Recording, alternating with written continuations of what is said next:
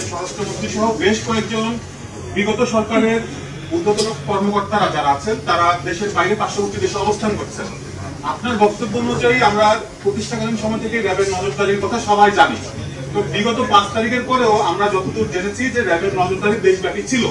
সেই ক্ষেত্রে তারা পালিয়ে যাওয়ার ক্ষেত্রে আপনাদের কোনো উদাসীনতা বা গাফিলতি? এখানে উদাসীনতা বা গাফিলতি আমি এভাবে বলতে চাই না।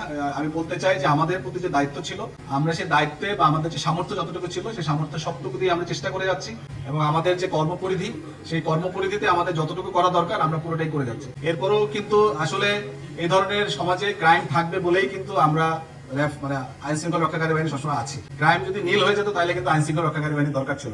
এটা একটা মানে হাইপোথেটিক্যাল কথা, বাট আমি যেটা বলতে চাই যে আমাদের সামর্থ্য যতটুকু আছে আমরা চেষ্টা করে যাচ্ছি, এবং আমরা আমাদের সামর্থ্য সবটুকু দিয়ে চেষ্টা করছি। এখানে আমাদের উদাসীনতা বা গাফিলতির কোনো প্রশ্নই ওঠে না। এটি মূলত আমি আপনাকে যেটা বলেছি, আমার বক্তব্য সবসময় এটাই থাকবে যে তদন্ত করার জন্য আরো এক্সপার্টদের সমন্বয়ে একটা টিম গঠন করা হয়েছে। সেখানে যদি র্যাবের দরকার হয় র্যাব সেখানে সহায়তা করবে, এবং সেই টিমটাকে একটি নির্দিষ্ট সময় দেওয়া হয়েছে।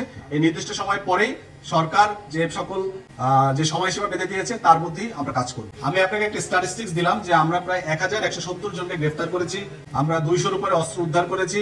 সো এর মাধ্যমে কিন্তু আপনারা বুঝতে পারেন যে আমরা আসলে কতটা অ্যাক্টিভ আছি। এবং আমরা কিন্তু গতকালকেও আপনারা যদি দেখবেন, গতকালকের খবর বা প্রতিদিনই কিন্তু আমাদের কিছু না কিছু অ্যাচিভমেন্ট আছে। আমরা প্রায় বড় পর্যায়ে 39 জন নেতাকে কিন্তু আমরা এখন পর্যন্ত গ্রেফতার করতে পেরেছি।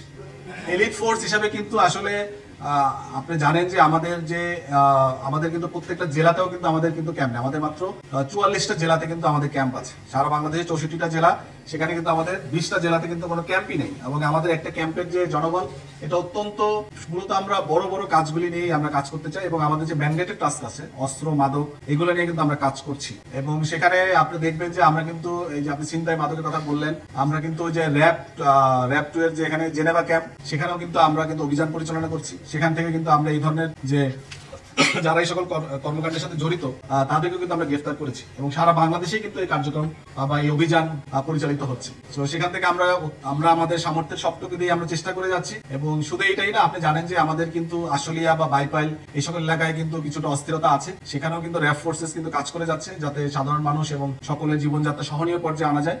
যেটা আমাদের পক্ষ থেকে আমরা বলতে চাই, আমরা সর্বদা প্রস্তুত আছি, আমরা সবসময় কাজ করে যাচ্ছি এবং ভবিষ্যতেও কাজ করে যাবো। আপনার মতো আমি এটা একটা টিভি চ্যানেলে দেখতে পেয়েছি। আমি আসলে এই বিষয়ে বিস্তারিত জানি না। আপনি যেভাবে জানতে পেরেছেন আমিও ঠিক সেভাবে জেনেছি। আসলে এই বিষয়ে বিস্তারিত তথ্য আমার